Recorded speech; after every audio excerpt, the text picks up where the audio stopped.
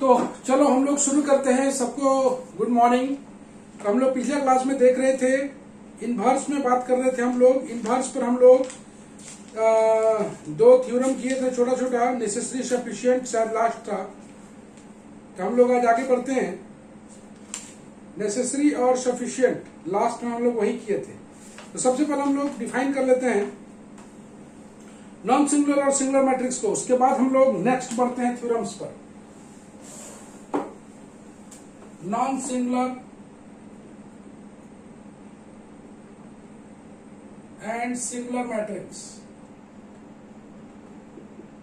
Non singular and singular matrix. तो सबसे पहले नॉन सिंगुलर में हम लोग जान लेते हैं एक स्क्वायर मैट्रिक्स। एक स्क्वायर मैट्रिक्स ए को हम लोग, एक स्क्वायर मैट्रिक्स ए है, इसे हम लोग बोलेंगे नॉन सिंगुलर अगर उसका corresponding determinant not equal to 0 होता है। तो कहीं भी कोई मैट्रिक्स नॉन सिंगुलर लिखा हुआ है तो हम लोग समझ जाएंगे कि उसका डिटर्मिनेंट नॉट इक्वल टू 0। इसी पर बात करना है। A square matrix, square matrix A is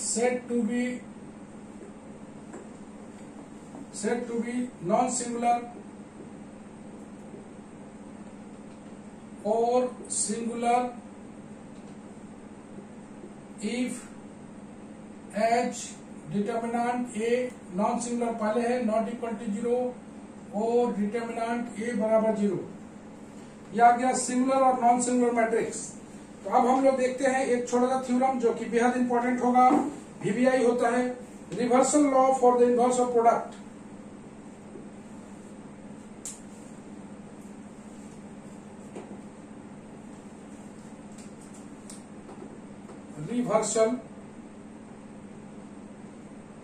reversal law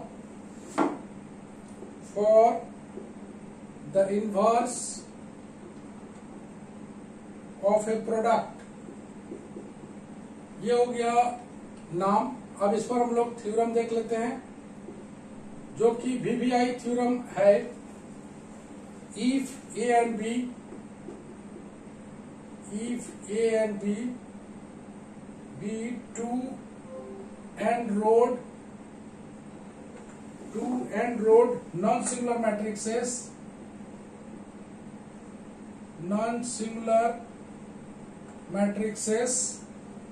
then AB is also non-singular,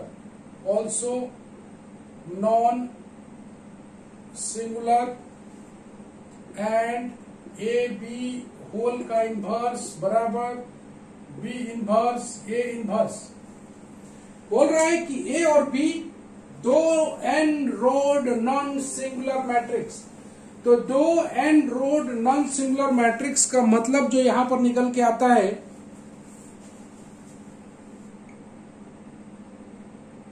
sir पूरा ब्लर दिख रहा है। ओके हम देख लिए नाउ। ओके ठीक है। नो सर, नहीं कैसा आवाज है ना। ए और बी दो नॉन सिंगुलर, दो n rowed non singular matrix है। नॉन सिंगुलर मैट्रिक्स मतलब यहां पर स्टेप निकल के आया determinant A not equal to 0, determinant B not equal to 0। Then बोलता है कि A B is also non singular. तो ए बी को दिखाना है इसका determinant not equal to 0। Hello, mic बंद करो। ये बोलना चाहता है कि मेरे पास ए और बी दो नॉन सिंगुलर मैट्रिक्सेस है। इसका मतलब है कि प्रूफ में आते हैं हम लोग। Let A and B be two n rowed non singular matrix, non singular matrix. इसका मतलब है कि देन वी हैव, बता देते हैं कि determinant A not equal to 0 and determinant B not equal to 0। ये दिया हुआ है। We have to prove that firstly firstly AB is non-singular. AB is non-singular, that is determinant AB को हम लोग को दिखाना है not equal to 0. तो चलो हम लोग के पास we have, अगर हम लोग डिटर्मिनेंट AB को हम लोग ब्रेक करें तो determinant A into determinant B break कर दिया. Since determinant A not equal to 0 and determinant B also not equal to 0, hence determinant AB also not equal to 0, hence the matrix AB is non singular and AB is invertible. AB is invertible. Invertible का मतलब उसका inverse exist करेगा. तो चलो हम लोग पहला part यहां तक हम लोग प्रूफ कर चुके हैं. अब हम लोग मूव करते हैं. Now we have to prove that AB का होल इनवर्स बराबर B इनवर्स A इनवर्स. बढ़िया से देखना, B इनवर्स A इनवर्स को हम लोग कैसे प्रूफ करते हैं, समझ में पूरी तरह से स्टेप आना चाहिए. Let us define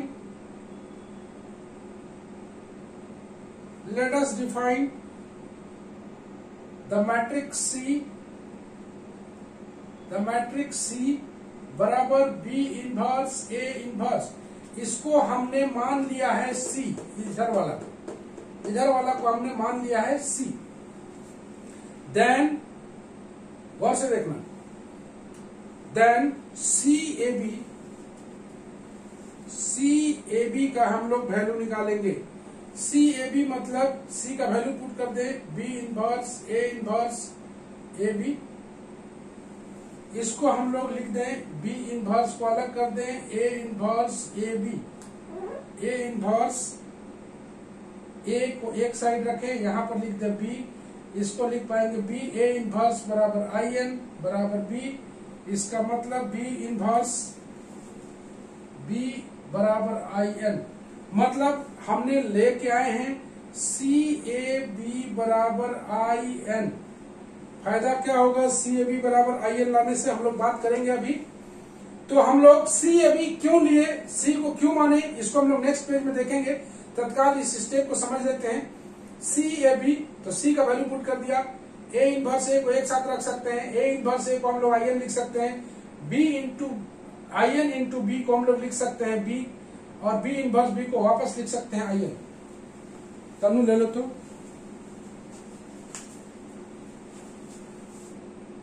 यस ले लिए. देख लो अच्छा सब आया कि नहीं आया, देख लो. हाँ गया. ओके.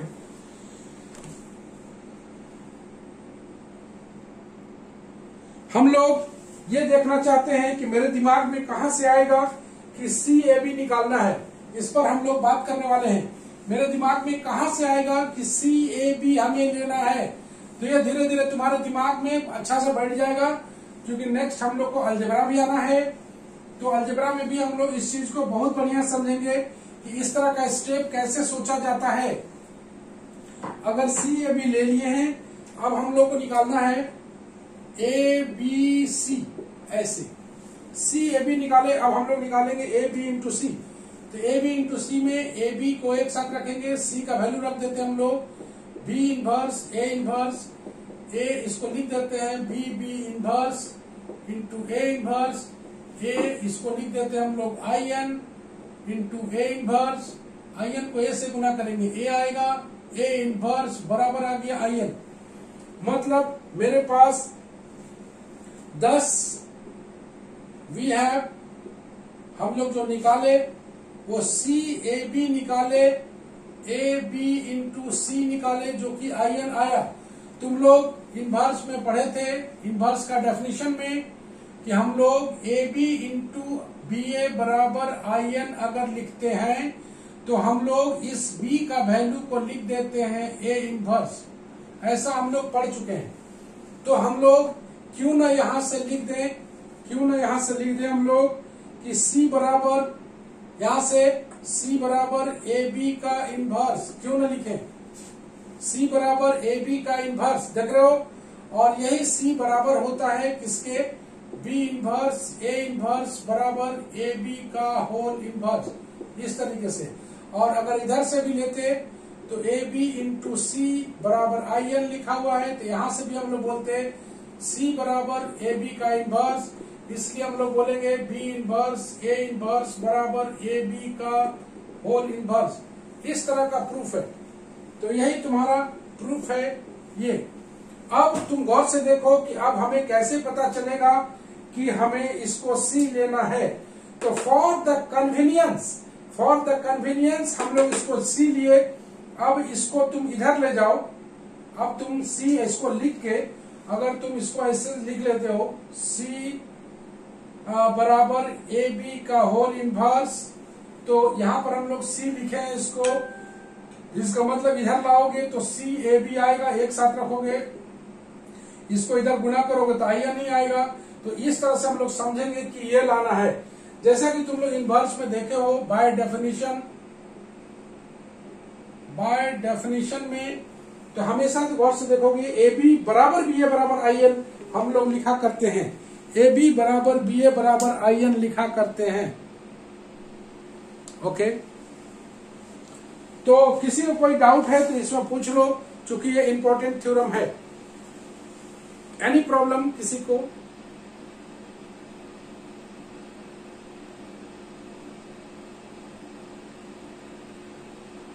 किसी को कोई दिक्कत?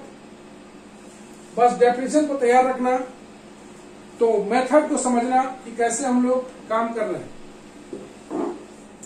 तो आज का पहला थ्योरम यही था।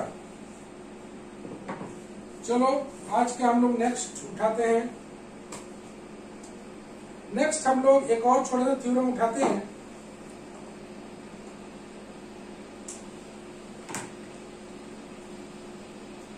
अच्छा समझ के बताओगे? इस सब अलजेब्रा का हम लोग प्रैक्टिस कर रहे हैं। If A B n cross n non singular matrix then A dash का इनवर्स बराबर A इनवर्स का डैश, A डैश का इनवर्स बराबर A इनवर्स का डैश। इसको हम लोग कैसे प्रूफ करेंगे? मेरे को दिया हुआ है A is non singular matrix दिया हुआ है, प्रूफ में आते हैं हम लोग। तुम देख रहे हो A इनवर्स का डैश है, यहाँ A डैश का इनवर्स है, तो हम लोग जानते हैं since A is n cross n non singular matrix that is determinant A not equal to 0, then बोलेंगे A इनवर्स एग्जिस्ट कर रहा है। ओके, तब A का इनवर्स एग्जिस्ट करेगा। यहां पर तुम देख रहे हो A डैश का भी इनवर्स है, तो A डैश का इनवर्स है, इसका मतलब है, हमेशा याद रखना, कभी भी मैट्रिक्स को बिना एग्जिस्ट कराए हम लोग यूज नहीं कर सकते। तो चूंकि नॉन सिंगुलर मैट्रिक्स है, determinant A not equal to 0, तो A इनवर्स एग्जिस्ट। इसका मतलब है कि A डैश का डिटर्मिनेंट को भी नॉट इक्वल टू 0 दिखाना होगा। वी नो डिटर्मिनेंट A बराबर डिटर्मिनेंट A डैश, ये हम लोग जानते हैं। A का डिटर्मिनेंट निकाले या A डैश का डिटर्मिनेंट निकाले तो बात बराबर है। चूंकि ये नॉट इक्वल टू 0 है, तो ये भी नॉट इक्वल टू 0 आएगा, इसलिए बोलेंगे A डैश का इनवर्स एग्जिस्ट कर रहा है। तो सबसे पहले एग्जिस्टेंस दिखाना जरूरी है। हेंस इसको बोल देते हैं is non singular, also non singular, that is A dash का इनवर्स एग्जिस्ट दिखा दिया। A इनवर्स का भी एग्जिस्ट दिखा दिए, A इनवर्स भी एग्जिस्ट दिखा दिया, और A डैश का भी इनवर्स एग्जिस्ट दिखा दिए। Now we have A inverse बराबर A इनवर्स A बराबर IN, ये मेरे पास है। टेकिंग ट्रांसपोज बोथ साइड,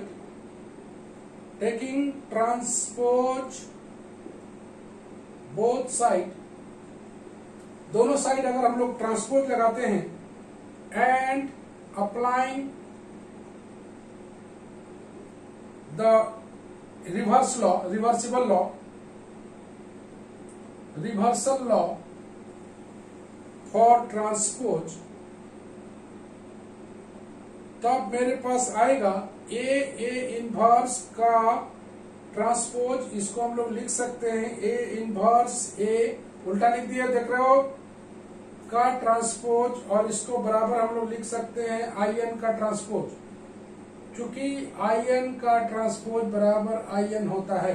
तुम ए इनवर्स का ट्रांसपोज लिया, तुम इसका रिवर्सल लॉ लगाया तो ये पहले आ जाएगा, ये आ जाएगा ए इनवर्स ए का ट्रांसपोज, और ए इनवर्स का transpose A dash A inverse का ट्रांसपोज बराबर आई एन।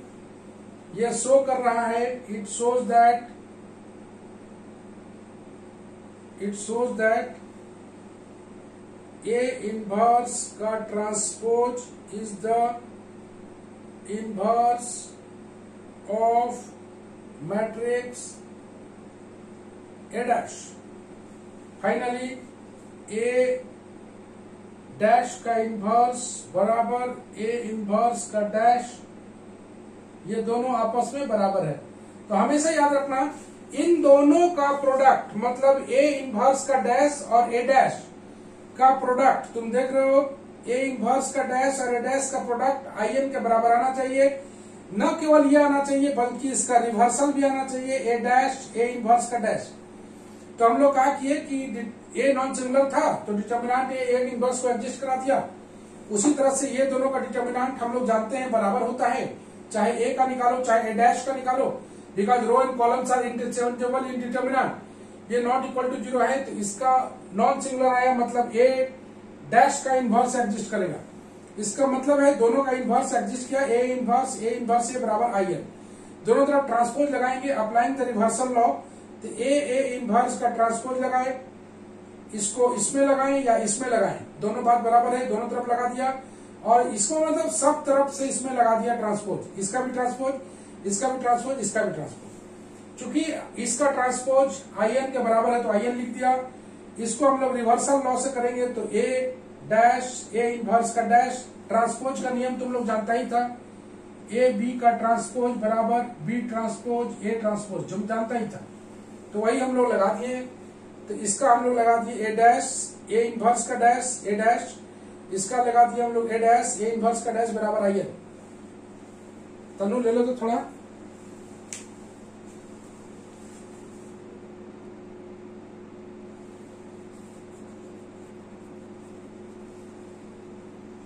तनु यस ले लिए, हाँ से ले लिए। तो जरा सा इसको समझाना हमको कोई, ऋषभ इसको समझाओ तो थोड़ा सा, ऋषभ हाँ सर समझाओ इसको, बोलो कैसे कैसे हम लोग स्टेप पढ़े।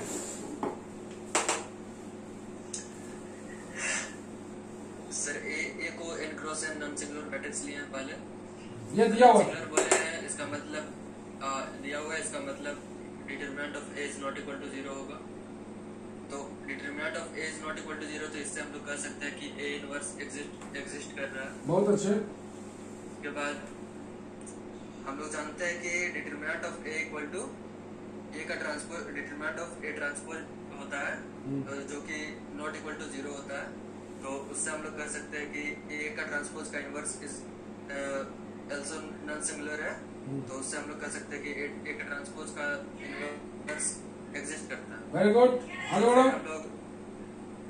फिर हम लोग लिए ए इंटू ए का इनवर्स लिए is equal to A inverse into A, जो कि आई एन के बराबर होता है ओके रिवर्सल लॉ से। फिर हम लोग उसका ट्रांसपोज लगा दिए दोनों साइड, सब साइड, तीनों साइड ट्रांसपोज।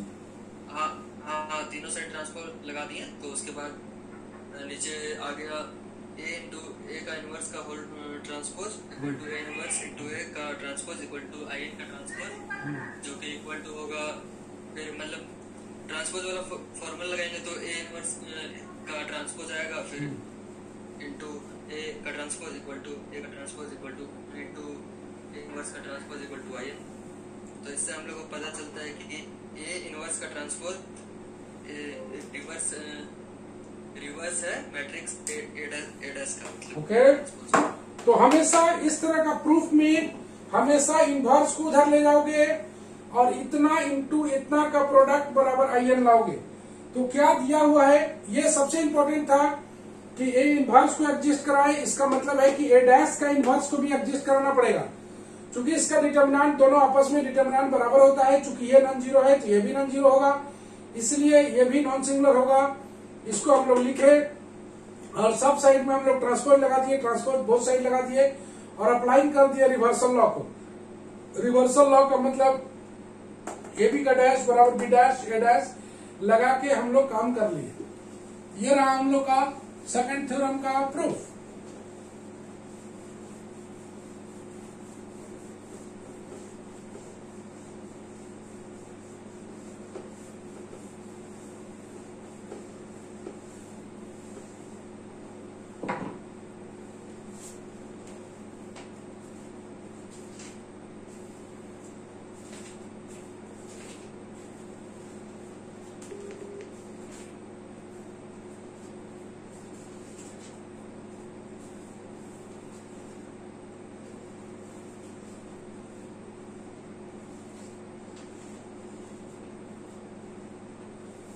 चलो नेक्स्ट हम लोग देखते हैं थ्योरम नंबर 3।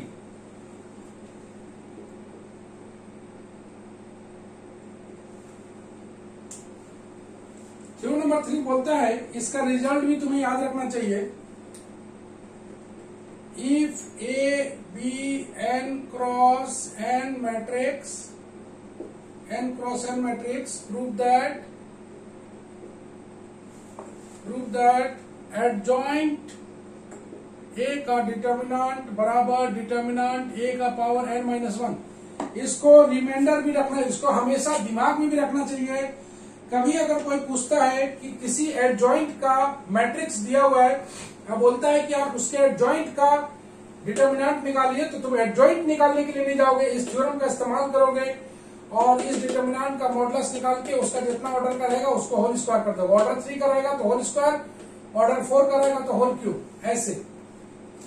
इसी का हम लोग को देखना है proof. Okay, we know we have A into adjoint A बराबर determinant A into I N. एक वेल नोन फॉर्मूला है जो कि हम लोग आगे चल के यूज करेंगे, आगे चल के इसका प्रूफ भी करेंगे। तो दोनों साइड हम लोग इसको डिटर्मिनेंट लगा देते हैं, determinant A into adjoint A को हम लोग ब्रेक करेंगे, तो determinant A into I n आएगा। देख रहे हो, दोनों तरफ डिटर्मिनेंट लगा दिए हम लोग, डिटर्मिनेंट ए और आई एन का डिटर्मिनेंट तो आई एन ही आएगा। इसको हम लोग लिख सकते हैं, डिटर्मिनेंट ए अलग अलग करें, एडजॉइंट ए बराबर determinant A into I N आ गया। अब गौर से देखना, determinant A into adjoint A बराबर, इसको हम लोग लिख पाएंगे डिटर्मिनेंट ए का पावर n आई एन। क्यों? चूंकि हम लोग बात करें सिंस डिटर्मिनेंट ए बी बराबर determinant A into determinant B और साथ में एंड के ए होल का डिटर्मिनेंट बराबर के का पावर n डिटर्मिनेंट ऑफ ए। इसको तुम लोग दिमाग में सोचना कि कैसे आया, अभी हम पूछेंगे इस पर। तो हम लोग बात कर सकते हैं डिटर्मिनेंट ए इंटू एडजॉइंट का डिटर्मिनेंट बराबर डिटर्मिनेंट का पावर n, चूंकि आई एन का डिटर्मिनेंट हमेशा 1 के बराबर होता है, और एडजॉइंट ए बराबर डिटर्मिनेंट ए का पावर n माइनस 1। देख लो, इससे डिवाइड कर सकते हो, चूंकि determinant A not equal to 0 है। If determinant A equal to 0 then adjoint A बराबर 0. So in this case also adjoint A बराबर डिटर्मिनेंट A का पावर n-1. फाइनली हम लोग बोलेंगे कि adjoint A बराबर डिटर्मिनेंट A का power n-1 in both the cases. In both the cases, that is if determinant A equal to not equal to 0 or determinant of A बराबर 0. तो यहाँ पर हम लोग देखते हैं कि A इंटू एडजॉइंट A बराबर determinant of A into I n लिख दिया, दोनों तरफ डिटर्मिनेंट लगा दिया, दोनों तरफ डिटर्मिनेंट लगा दिया, दोनों तरफ डिटर्मिनेंट लगाओगे, दोनों तरफ ऐसे, दोनों तरफ डिटर्मिनेंट लगा दिया ऐसे, तो इसको हम लोग लिख पाएंगे, इसको हम लोग अलग अलग तोड़ लिया, इसको लिख पाएंगे ऐसे.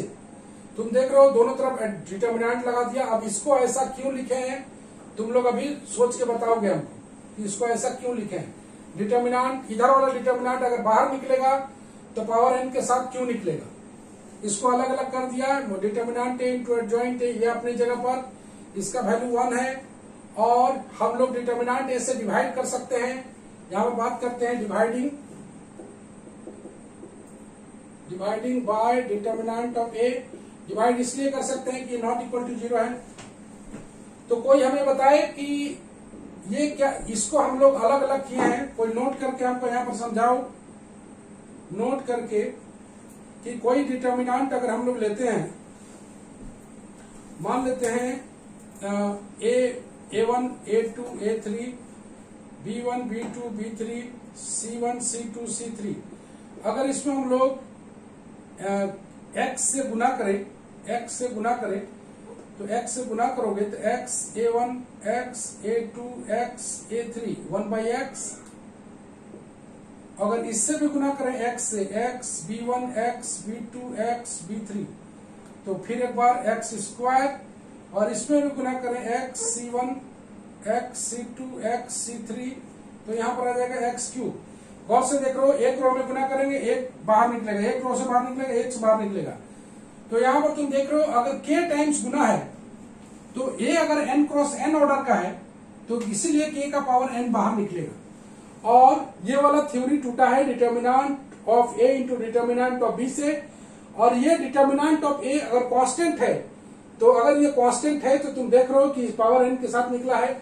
चूंकि a को दिया हुआ है a is n cross n matrix. तनु ले लो, तो इसके बाद हम लोग समझते हैं.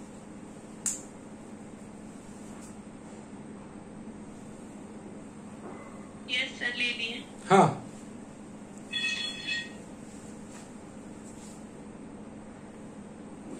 तो कोई हमें समझाओ. चलो रिया कुमारी, यस सर. बताओ इसमें क्या समझी तुम. अगर किसी मैट्रिक्स मतलब कोई कांस्टेंट इनटू मैट्रिक्स का डिटरमिनेंट निकालते हैं, वो इक्वल होता है उस कांस्टेंट का n टाइम ऑर्डर के times k to the power order और मैट्रिक्स का determinant of a into determinant of a.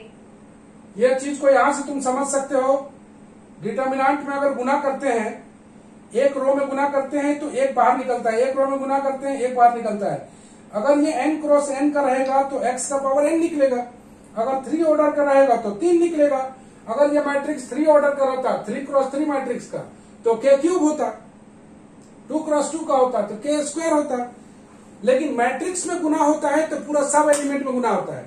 लेकिन अगर कोई मैट्रिक्स का कोई डिटर्मिनेंट में अगर मल्टीप्लाई करते हैं k से, तो वो बाहर निकलेगा k का पावर n के साथ. तो दोनों तरफ यहाँ पर a इंटू एडजॉइंट है, we know we have a into adjoint a, दोनों तरफ डिटर्मिनेंट लगाए. अब ये बाहर निकलेगा, ये बाहर निकलेगा तो तुम देख रहे हो पावर अपना n के साथ निकलेगा. ये डिटर्मिनेंट ऑफ आई एन अपनी जगह पर. ठीक है, ये डिटर्मिनेंट ऑफ आई एन, ये बेसिकली डिटर्मिनेंट है. तो डिटर्मिनेंट आई एन अपनी जगह पर. अब आई एन का डिटर्मिनेंट तो तुम्हारा 1 होता है, तुम जानते हो. ये a का पावर n है. तो अब मेरे पास जो बच गया वो इतना बच गया. चूंकि ये नॉट इक्वल टू 0 है तो डिवाइड कर सकते हैं डिटर्मिनेंट ऑफ ए से, और डिवाइड करेंगे तो एडजॉइंट ए का डिटर्मिनेंट जो आएगा वो डिटर्मिनेंट ए का पावर n माइनस 1। अब ये a नॉट इक्वल टू 0 के लिए था, अब a equal to determinant of a अगर 0 होता तो सीधे एडजॉइंट उसका 0 हो जाता। सो इन दिस केस ऑल्सो का पावर n माइनस 1। फाइनली दोनों ही केस में हम लोग देखते हैं या नॉन जीरो रहे या 0 रहे, दोनों ही केस में एडजॉइंट का डिटर्मिनेंट निकालेंगे तो उसका डिटर्मिनेंट का पावर n माइनस 1 आएगा।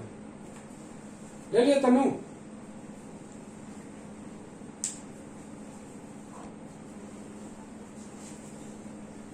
तो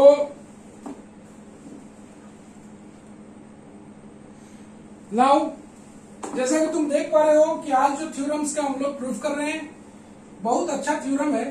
तो थ्योरम का थ्योरेटिकल पार्ट से कैसे हम लोग इसे हम लोग कैसे प्रूफ करते हैं, तो बहुत बढ़िया से तुम्हें ध्यान से देखने की जरूरत है। थ्योरम को एक बार प्रैक्टिस करने की जरूरत है। सवाल नहीं है कि तुम एक बार बना लिए तो काम हो गया। हर थ्योरम का अपना अपना स्टेप है।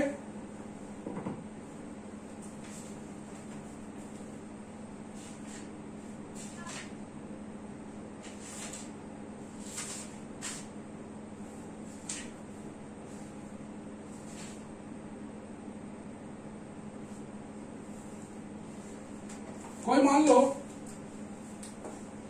सवाल दिया हुआ है a बराबर एक मैट्रिक्स दिया हुआ है,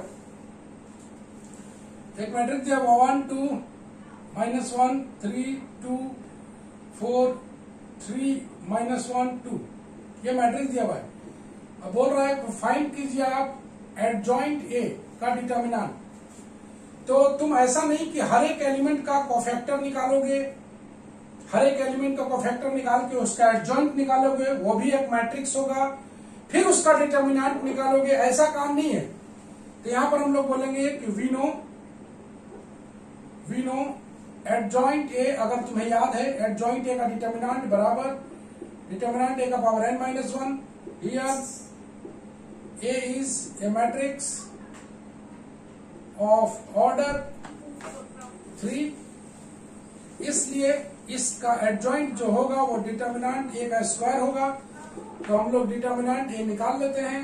1 2 -1 3 2 4 3 -1 2 डिटर्मिनेंट निकालेंगे। 1 को लोगे 4 + 4 + 2 12 - 6 12 - 6 -1 को लोगे -3 - 6 सॉल्व करोगे 8 + 6 × 12 -9 मतलब +9 12 8 20 29 29 8 12 -9 +9 12 8 20 29। अब बोलता है कि डिटर्मिनेंट ए का वैल्यू 29 है तो डिटर्मिनेंट का होल स्क्वायर आएगा 29 का स्क्वायर। तो 29 का स्क्वायर निकालोगे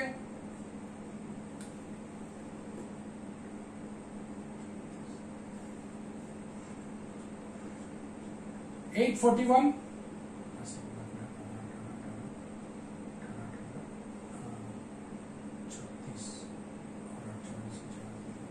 841।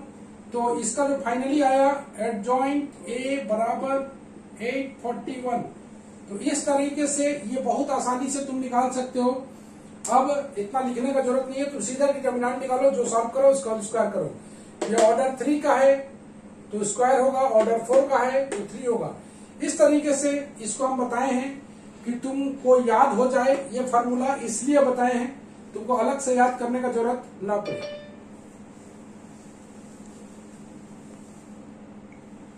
तुमको अलग से याद करने का जरूरत ना पड़े, इसलिए तुमको इस आधार पर एक सवाल बताए हैं।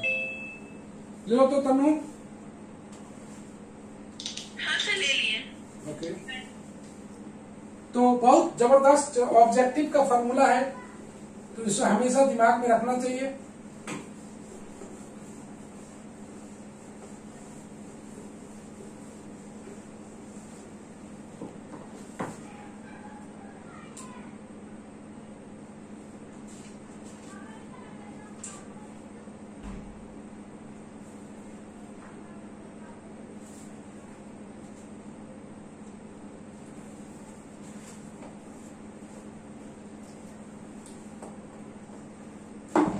छोटा सा एग्जांपल है, if a determinant a equal to 0, prove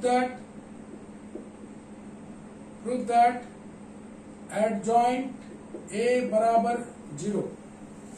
तो सबसे पहले सॉल्यूशन में ले लेते हैं, लेट a डिटर्मिनेंट a बराबर 0, therefore we get,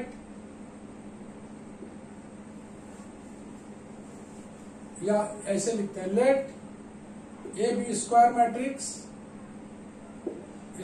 matrix of order n, then A into adjoint A बराबर determinant of A into In। Since determinant A बराबर 0 दिया हुआ है, therefore we get A into adjoint A बराबर 0, that is null matrix। चूंकि ये 0 दिया हुआ है और ये नॉन जीरो है, इसलिए इसका प्रोडक्ट 0 आया। If A is null matrix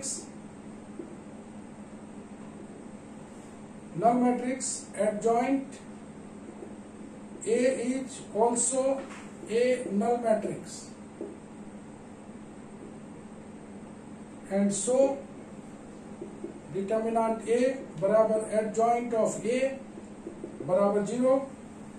if A is not a null matrix, then A into adjoint A बराबर a null matrix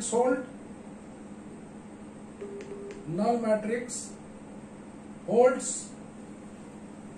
either if adjoint A is null matrix or if adjoint A is a singular matrix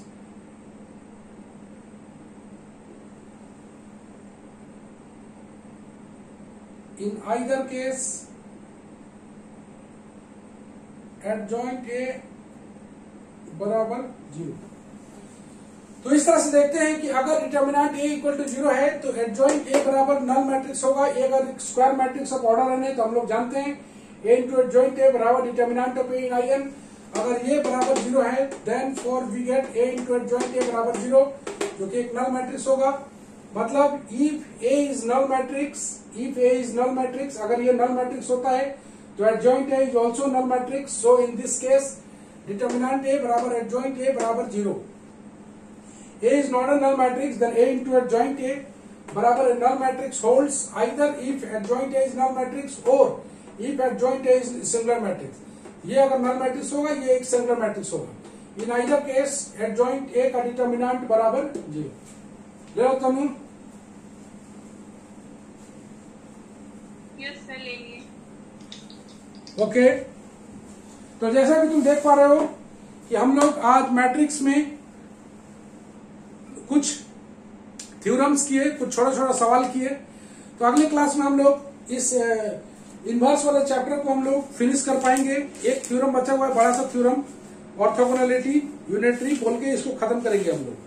और फिर हम लोग start करेंगे rank की ओर, जो कि बेहद इंटरेस्टिंग क्लास होगा। जैसा कि तुम देख पा रहे हो संडे को हम लोग पिछला क्लास नहीं हुआ था, तो हो सकता हो इस वीक में कोई एक दिन हम लोग क्लास कर पाए। मैट्रिक्स का एक और क्लास हम लोग का करना है, संडे को हम लोग नहीं ले पाए थे, एक और हम लोग क्लास करेंगे। तो आज के लिए हम लोग इतना ही करते हैं। सबको बाय बाय। ले लो तनु, ले ली। हाँ, चलिए। ओके।